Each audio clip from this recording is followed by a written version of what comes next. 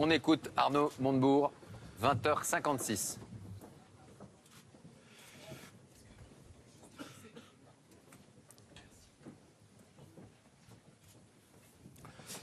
Mes chers compatriotes, les électeurs de la primaire ont parlé.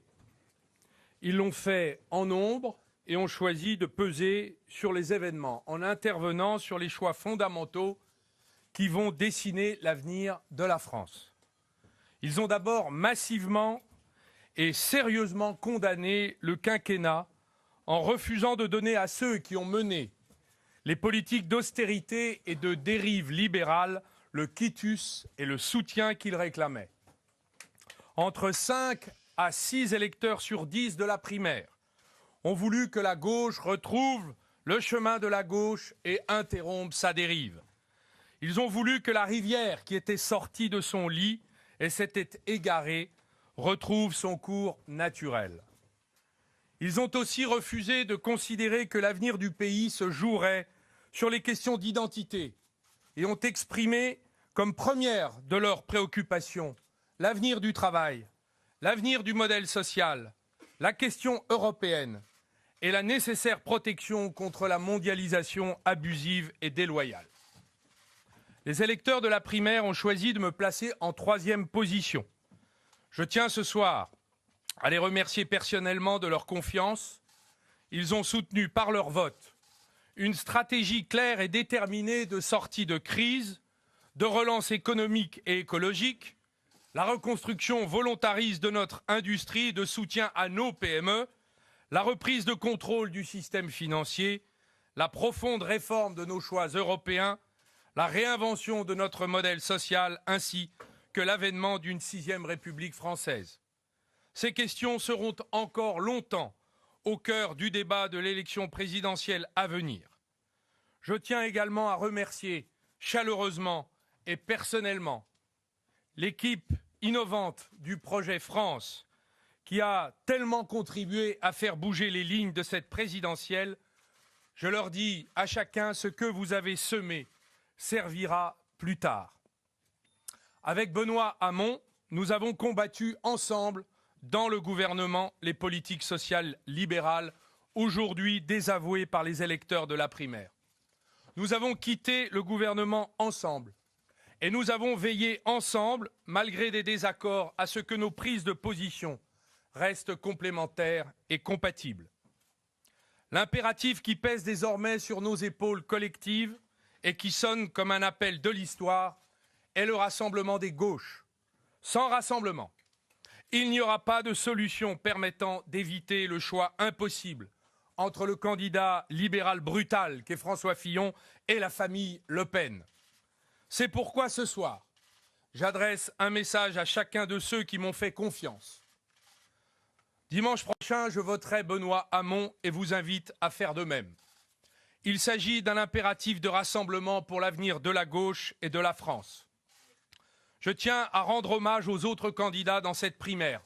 Ils ont été créatifs, amicaux et constructifs, et ce fut un plaisir, parfois aussi, de les contredire. Je crois dur comme fer dans la possibilité d'inventer le monde qui vient. Chacun a compris le besoin de nouveaux cadres qui remettent en cause les règles héritées d'une époque qui se meurt et se termine. Il nous revient de faire confiance et de nous ouvrir à ceux qui innovent, ceux qui créent la société nouvelle, celle qui nous portera, écartera les démons de la violence, du séparatisme, de la haine et de l'extrémisme.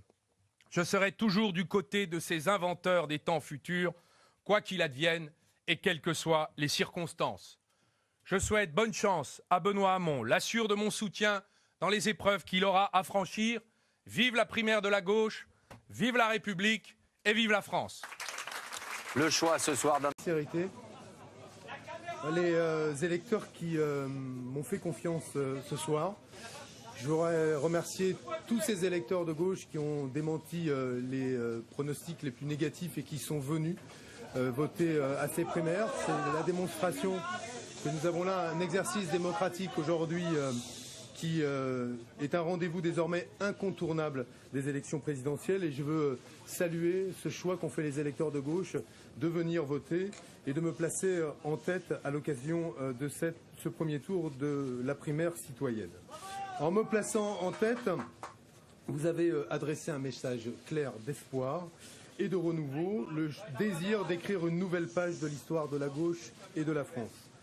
En cette soirée, je souhaite évidemment adresser un message d'amitié à Arnaud. Je partage beaucoup des combats et des valeurs qui sont les siens depuis longtemps. Je veux remercier très sincèrement l'appel qu'il a fait dès ce soir à voter pour moi, qui est un appel évidemment à ses électeurs, mais qui est d'abord le sien personnel. Et je veux lui dire que pour moi, cette confrontation que nous avons eue n'a jamais été une opposition entre l'un et l'autre. Il le sait, nous sommes parlé tout à l'heure, une immense estime pour lui et pour les combats qu'il a toujours menés. Et c'est un grand honneur et une grande fierté de savoir que ce soir, il sera à mes côtés pour ce second tour. Je voudrais aussi adresser un message d'amitié à Vincent, à Sylvia, à François et à Jean-Luc, leur dire que c'était une élection primaire passionnante, que nous avons eu des débats qui étaient des débats qui, je crois, ont intéressé les Français, et puis dire à Manuel Valls que je suis très heureux, une semaine supplémentaire, de poursuivre le débat avec lui, son projet de société contre mon projet de société. Et j'espère que, en tout cas, nous donnerons là encore davantage envie aux Français de participer à cette élection, mais surtout de croire à nouveau en la gauche. Tout au long de cette campagne, j'ai été à la rencontre des Français, à votre rencontre partout en France.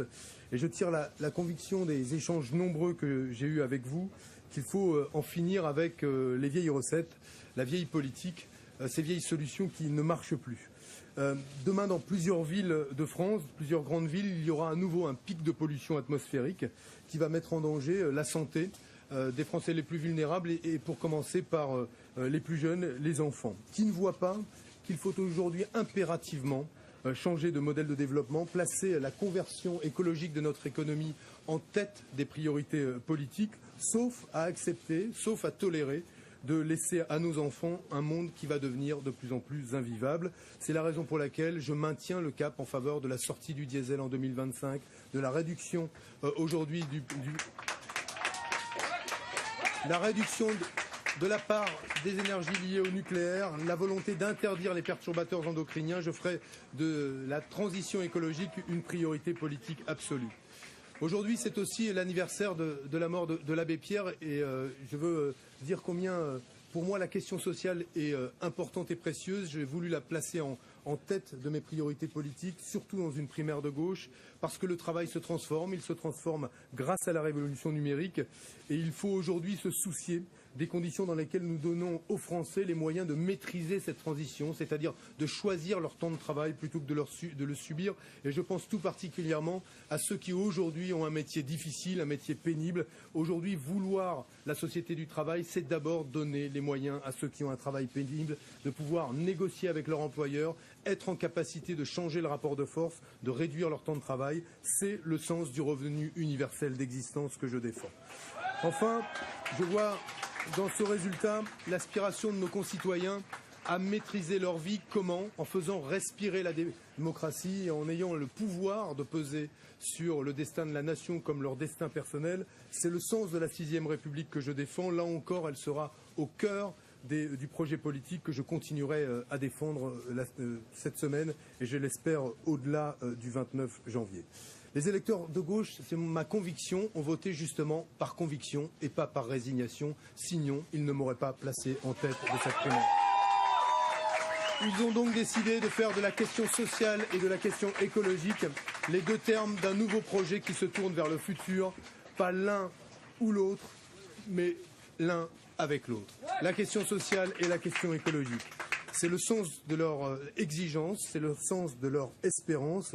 J'entends bien être à la hauteur de cet engagement. Il s'agit maintenant d'amplifier la mobilisation qui s'est opérée lors de ce premier tour, de lui donner davantage de force. J'y vois, mes chères concitoyennes, mes chers concitoyens, j'y vois les premières briques à partir desquelles nous allons reconstruire davantage de la gauche, davantage que la gauche, mais la rassembler pour ensuite être en capacité de reconstruire aussi de l'espérance, la partager avec les Français. C'est donc ce soir une première étape. Je reçois cette confiance avec responsabilité, gravité, mais aussi beaucoup d'enthousiasme. Merci à vous. Vive la France, vive la République.